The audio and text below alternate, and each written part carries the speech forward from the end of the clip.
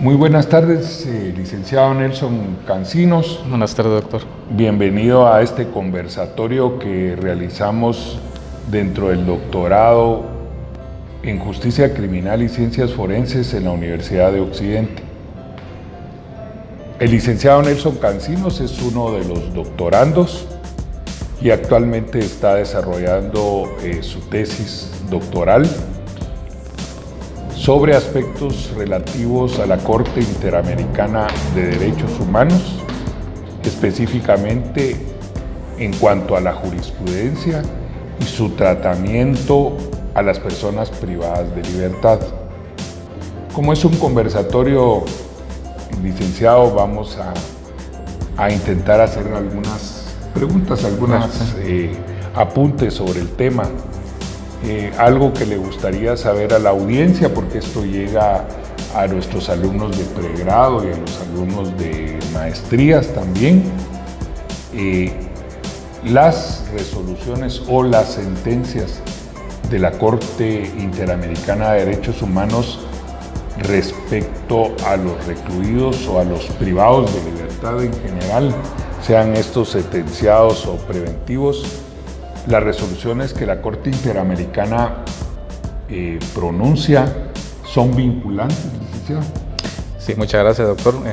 Es un gusto saludarles. Muchas gracias por la oportunidad de poder tener este conversatorio. Realmente es bastante importante desarrollar los temas vinculantes en el tema de la Corte Interamericana de Derechos Humanos. Es una materia muy especializada. Y generalmente pues la vinculación, para poderle contestar a su pregunta, poder esbozar primero un pequeño bosquejo y comentarles a quienes nos están observando que definitivamente la Constitución Política de la República de Guatemala, no podemos apartarnos de ella en ningún momento, ha determinado en ciertos momentos aquellos derechos de erga omnes. Y es ahí en donde vemos esa ubicación especial en donde la persona humana ha desarrollado sus funciones y el Estado es el protector actual y el fin útil para poder darle la protección a la persona. Vemos esas obligaciones de Estado y a la vez también garantías, ¿verdad? La seguridad, justicia, paz, libertad, desarrollo, todos aquellos términos vinculantes que pudieran a nosotros darnos la posibilidad de ver la protección del ser humano.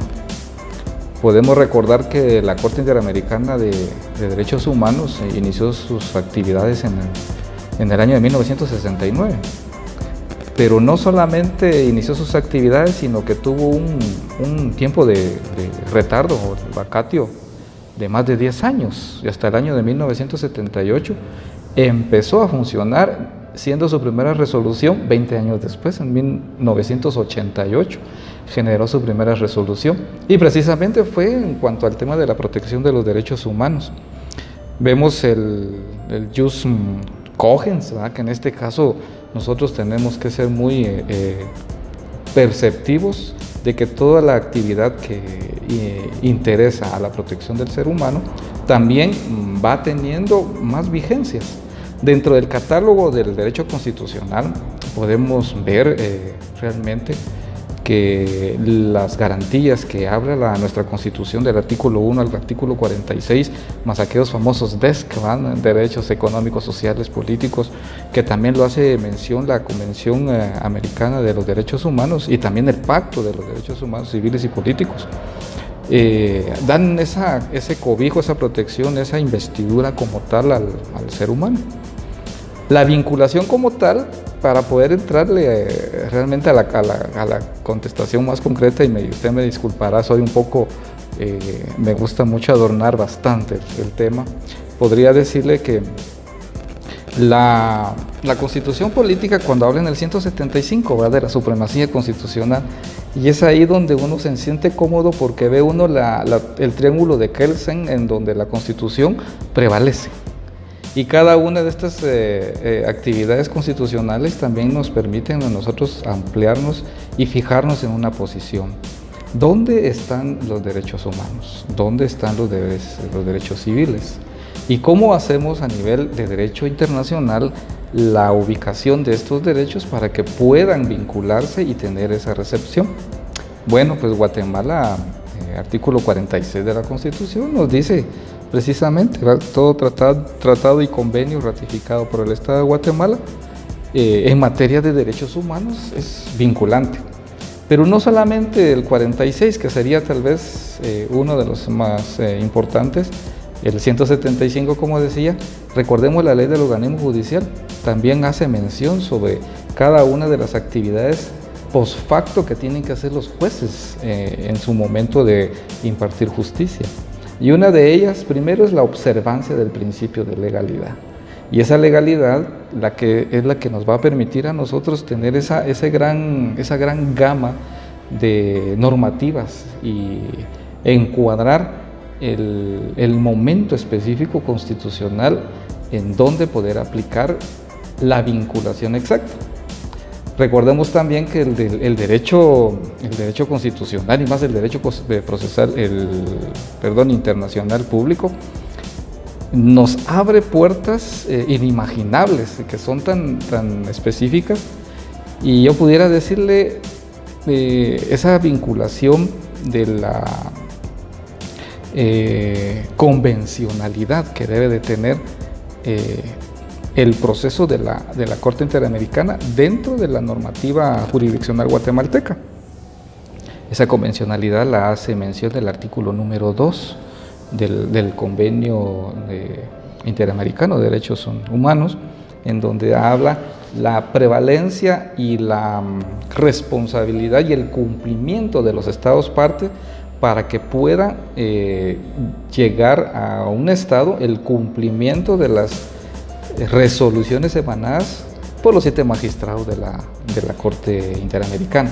Es ahí en donde tenemos con el apartado número 1, artículo número 1 de la Convención, el 1.1, que nos dice que el ser humano es la persona a la que se le debe de vincular, más el Estado debe tenerle esa protección necesaria, pero también el artículo número 2, que dice que los Estados partes deben de darle cumplimiento a cada una de las acciones, y es ahí en donde también miramos en la Constitución Política de Guatemala que debe primero tener 2 tipos de aceptación. Primero, ratificado por el Congreso de la República de Guatemala, y segundo, la aceptación válida y plena de que el organismo jurisdiccional va a complementar sus resoluciones judiciales observando la Convención Interamericana y el Pacto de Derechos Civiles y Políticos. Correcto. Si se tiene esa convencionalidad, entonces sí podemos decir que es vinculante la administración de justicia y se puede cumplir la resolución emitida por parte de la Corte Interamericana de Derechos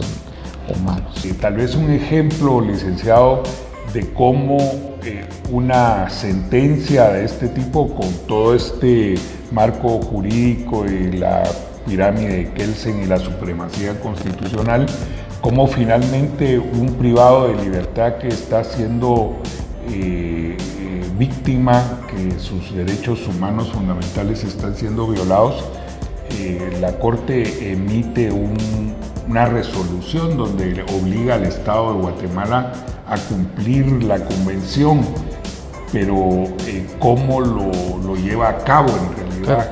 La aplicabilidad en este caso pues es bien interesante, porque primeramente tendrá que terminarse un procedimiento de la gestión administrativa como tal. Hubo una modificación aproximadamente como 3-4 años en donde no necesariamente tenía que llegar hasta casación la acción como tal para poder invocar a la comisión. Y si la Comisión de Derechos Humanos consideraba que había una oportunidad y se demostraba dentro de los 6 meses de la última resolución, podían entonces iniciar una acción dentro de la comisión presentada para la Corte Interamericana. Y es ahí en donde vemos que este momento jurisdiccional nos permite enfocarnos en una situación muy especial. Vemos que los privados de libertad en algún momento determinado se les ha violentado sus derechos, pero la Constitución Política de Guatemala nos habla sobre los privilegios y también de las preocupaciones que el Estado debe tener por cada privado de libertad, no solo el de cumplimiento de sentencias, sino que también aquel que está sufriendo el procedimiento de la prisión preventiva. Correcto. Eso es sumamente importante para las personas que nos están viendo y escuchando, porque es muy novedoso lo que usted acaba de decir. Quiere decir que la comisión, en cuanto a los privados de libertad, no exige definitividad. La definitividad, claro, no es sentencia de casación. No, y precisamente abrió un caso en una prisión de Brasil, se llama en San Pablo, donde se dio el primer caso aproximadamente en el año 2002-2003, no tengo la fecha certera, pero fue en Brasil en donde cierto grupo de personas privadas de libertad en ese momento tenían prisión preventiva, fueron afectadas por agresión de los otros reclusos y la muerte de las 7 personas. Fue ahí en donde se planteó la incidencia de la violentación de los derechos de las personas que ni siquiera habían sido condenadas, sino que se consideraban en su estado natural libres, ¿verdad? Y es ahí en donde la Corte pues resolvió, de cierta manera, darle la protección no solo al sentenciado, a aquella persona que ya no puede por los momentos poder gozar de su libertad, sino de todas aquellas que están sufriendo del procedimiento de alguna investigación o averiguación previa. Acá en Guatemala sí pudiéramos hacer mención de varios casos, ¿verdad?, que son bastante paradigmáticos y de hecho pues pueden ser objeto de estudio y objeto de una presentación por parte de la Comisión Interamericana de Derechos Humanos hacia la Corte. Bueno, no podría hacer mención de unos, no sé si es...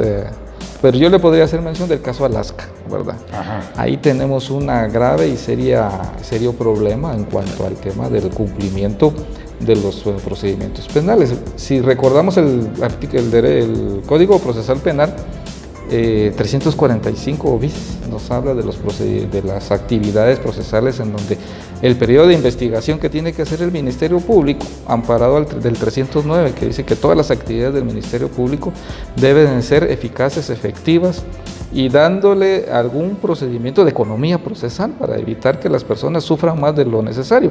Pues bueno, la Corte Interamericana reguló un nuevo catálogo del cual la Constitución Política de la República de Guatemala lo contemplaba de una manera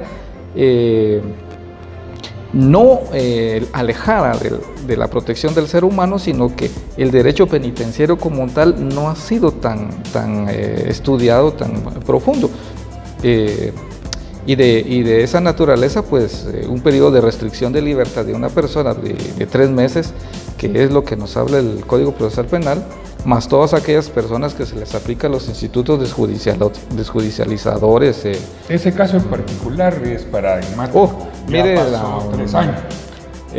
Sí, ya pasaron 3 años, no ha existido el periodo del conclusorio, ¿verdad? La audiencia conclusiva del caso. E incluso la sentencia puede ser ya menor que el periodo que ha guardado prisión el imputado. Y dentro de todo este desarrollo, recordemos que también hay remedios para poder llegar a la resolución, en este caso de la falta de libertad de estas personas. Una falta de acción en este sentido es prácticamente validera, ¿verdad? Porque no accionan los organismos jurisdiccionales ni de persecución ni aquellos que tendrán que resolver la situación jurídica de estas personas. Pero los tiempos, a pesar de que la ley de ordenamiento judicial contempla de que las prórrogas son permitidas por parte de la Corte Suprema de Justicia, considero de que la prórroga ha sido en exceso totalmente violatoria, sí, de derechos humanos. No solo podemos regular eso, sino que también en cuanto a la persona que ha sido sujeta a una condena, pues también la violación del hacinamiento en cuanto a las cárceles. Vemos en Guatemala más del 300% de hacinamiento Estaba viendo una estadística hace poco de que es parecido el número de personas detenidas en cumplimiento al mismo número de personas que están en preventivo, ¿verdad? Y estamos hablando de más de 24,000 personas, en donde un sistema carcelario que fue construido hace mucho tiempo con una capacidad máxima de 8,000 personas en toda la República, resulta de que el hacinamiento es uno de los principales problemas. No solo eso, condiciones adecuadas de encarcelamiento, que en jurisprudencia la Corte Interamericana ha fallado de las condiciones adecuadas del encarcelamiento de las personas, el tratamiento como tal, evitando tratos crueles, infames o aquellos que son vejatorios a la persona, y degradantes, ¿verdad? Aquellos castigos en donde ya los privados de libertad toman también sus medidas correctivas en castigos lesivos, ¿verdad? Tenemos un caso en Honduras que fue declarado con lugar precisamente en el año 2002 en la prisión de La Ceiba, y hace precisamente esa mención de que los prisioneros, las personas que están detenidas sin ningún tipo de clasificación, ¿verdad? Porque no se sabe ni su condición, estas personas fueron sometidas a castigos y tratos infames, torturados para efectos de limpieza, de mantenimiento de instalaciones, de hacer actividades no acordes ni a su edad ni a su condición física, ¿verdad? Correcto. Y dejando pues también de lejos la protección de la persona de tercera edad, ¿verdad? Que es uno de los nuevos retos que tendrá que regular la Corte Interamericana de las personas que están presas, ¿no? Algo que preocupa en el ambiente jurídico, sobre todo de los abogados, es que los colaboradores eficaces, y con esta nueva institución de métodos especiales de investigación, muchos de ellos están privados de libertad, y es cuando se acogen a un régimen de ese tipo para ganar algunos beneficios. Aquí tenemos dos casos conocidos, el caso de La Línea, y hay dos colaboradores eficaces, Monzón y Eco, que se conocía como Eco. ¿Qué piensa usted, qué nos puede comentar respecto a el tratamiento que la Corte Interamericana de Derechos Humanos le daría a estos colaboradores eficaces? No, claro, sí, es un tema bastante interesante, porque dentro de las nuevas figuras del concepto de la aplicabilidad del derecho premial, en este caso, ver un colaborador eficaz, ¿verdad? Sale del contexto que pensaríamos que una persona, pues como dice nuestra norma sustantiva, va 36, 37 autores y cómplices, todos son iguales, ¿verdad? Con excepción del instituto aquel que es encubridor, ¿verdad? Que es una figura totalmente autónoma. Ya el colaborador eficaz tiende a modificar bastante el pensamiento jurisdiccional. De hecho, la Corte Interamericana ha tenido un gran reto, porque son figuras que actualmente han venido con orientación de otros países, y en el sistema latinoamericano como tal no se había aplicado una figura de esta naturaleza. Colombia me parece que anda por ese mismo sistema para tratar de beneficiar a personas que han caído, pero por otro tipo de delitos. Acá pues nos tocó la modificación de la ley en contra de la delincuencia organizada, ¿verdad? Que le agregó específicamente en este derecho premial la figura del colaborador eficaz. ¿Qué es esto? Pues si la persona está colaborando dentro del periodo de investigación y no ha llegado a un procedimiento en donde se clausura, se apertura a prueba o finaliza su situación por algún medio idóneo jurídico, entonces a la persona se le puede juzgar o darle la sentencia específica por el juez de primera instancia por medio de un criterio de oportunidad, ¿va? O un sobreseguimiento, que sería en este caso lo mejor, lo más idóneo. Pero, ¿qué pasa con aquellos que están cumpliendo condena? Pues bueno, la Corte Interamericana ha fallado en donde no solo es el beneficio de aplicar a una redención de penas, a un procedimiento progresivo del cumplimiento de la pena, sino que también el planteamiento de qué va a suceder con esta persona si al final de cuentas dentro de su desarrollo del cumplimiento, el haber colaborado, lo pone a él expuesto durante la población penitenciaria, ¿va? Hacia dónde va a incurrir esa situación. Pues bueno, también ya se ha regulado, se ha platicado, en donde no solo debería ser ese beneficio, sino que también darle el tratamiento como un testigo.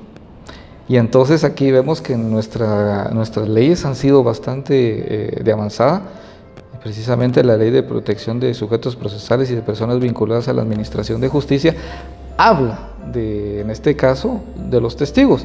A él ya se le considera como un testigo y cambiaría su forma de ser y darle las prebendas necesarias dentro del organismo, dentro del sistema penitenciario, para apartarlo de la población reclusa, para la salvaguarda pues, totalmente de la protección física, ¿verdad? Y que pueda terminar en cumplimiento de su condena.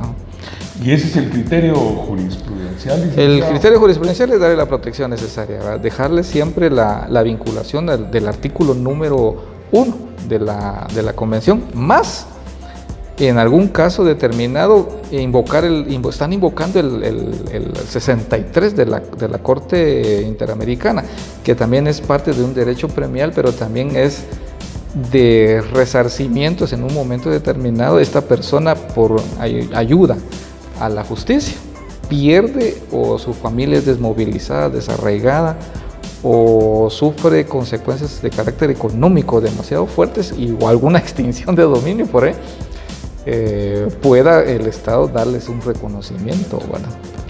Pues bueno, licenciado Nelson Cancinos, muy agradecidos por su participación.